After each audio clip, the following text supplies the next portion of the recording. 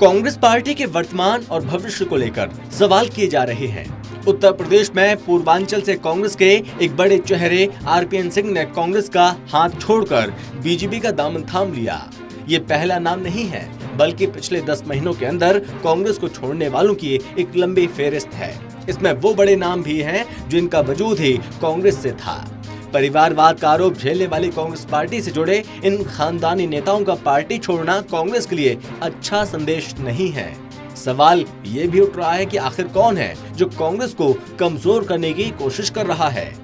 उत्तर प्रदेश सहित 5 राज्यों के चुनावी नतीजे आने के बाद पार्टी से नाता तोड़ने वाले नेताओं की सूची ज्यादा लंबी हो सकती है। बीजेपी तो कह ही रही है वो कांग्रेस मुक्त भारत अभियान की दिशा में सफलता की तरफ अग्रसर है। सवाल ये भी, आखिर ये नेता पार्टी क्यों छोड़ रहे हैं? इससे बड़ा सवाल ये है कि क्या कांग्रेस अपने बड़े नेताओं को संभाल नहीं पा रही है?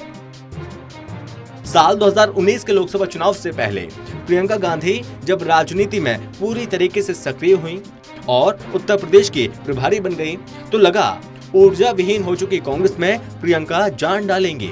लेकिन इसके बाद शुरू हुआ पार्टी छोड़ने का सिलसिला और ये लगातार जारी है।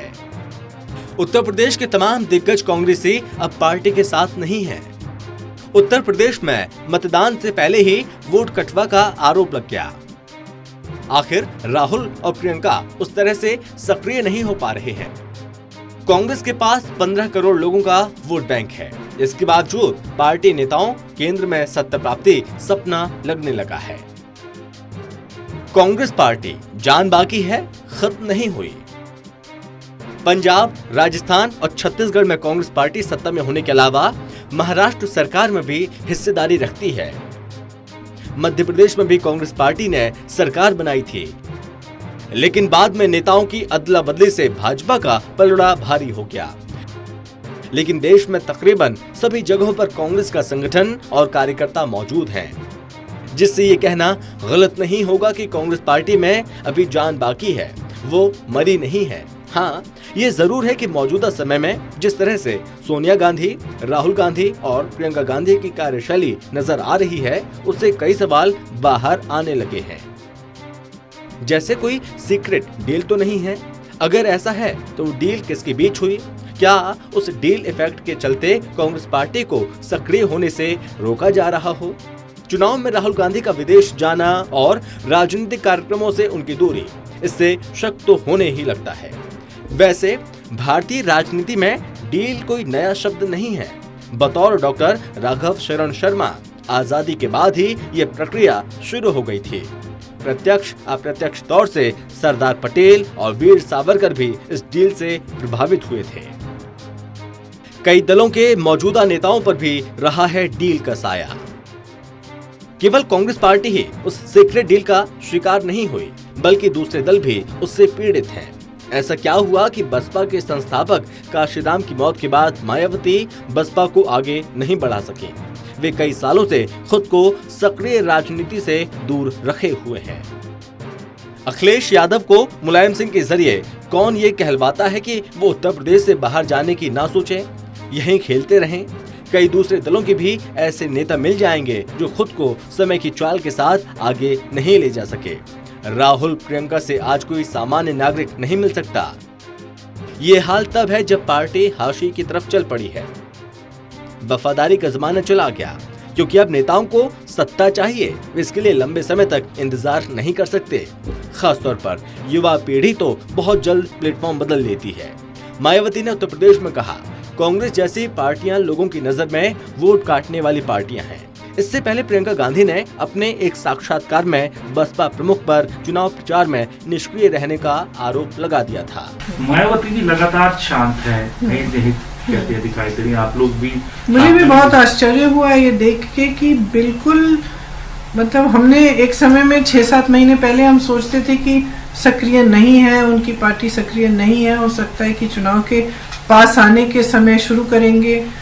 और लेकिन हमें भी बहुत आश्चर्य हुआ कि चुनाव भी आ गया, एकदम चुनाव के हम बीच में हैं और फिर भी सक्रिय नहीं हुई। फिर भी बहुत, जैसे आपने कहा, बहुत शांत है, समझ में ही नहीं आता। वजह क्या लगती है मैम आपको, कुछ सोच पाए आप भी? हो सकता है कि भाजपा सरकार का दबाव हो उन पे।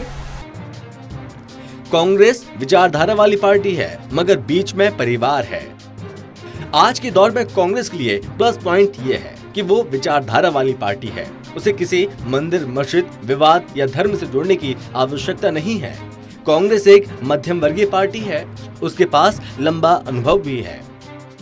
नेहरू परिवार किसी को आगे नहीं आने देता, ये बात सही है। अगर वीपी सिंह को छोड़ दें तो बाकी नेताओं को कांग्रेस पार्टी ने कुछ ज्यादा नहीं लेने दिया। वीपी सिंह जरूर लाभ लेने में सफल हो गए थे और आज पार्टी में विरोध में आवाज उठ रही है। गुलाम नबी आजाद को सम्मान मिलता है तो जयराम रमेश और कपिल सिब्बल के अलग बयान देखे जा रहे हैं। जयराम ने ट्विटर पर लिखा, पश्चिम बंगाल के पूर्व मुख्यमंत्री बुद्धिदेव भट्टाचार्य ने पद्म भूषण लेने से मना कर दिया। सही कदम उठाया, वो आजाद रहना चाहते हैं, ना कि गुलाम। कपिल सिब्बल ने कहा, गुलाम नबी आजाद को पद्म भूषण मिला है, बधाई हो भाईजान।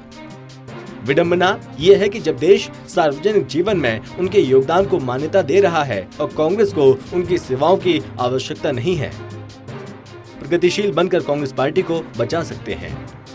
बहरहाल आज भी पार्टी के पास सूझबूझ वाले नेता हैं। अगर खुद को नेहरू, खानदान और हाईकमान जैसे शब्दों से दूर ले जाकर प्रगतिशील नेताओं की तर्ज पर कांग्रेस पार्टी आगे बढ़ती है तो बात बन सकती है।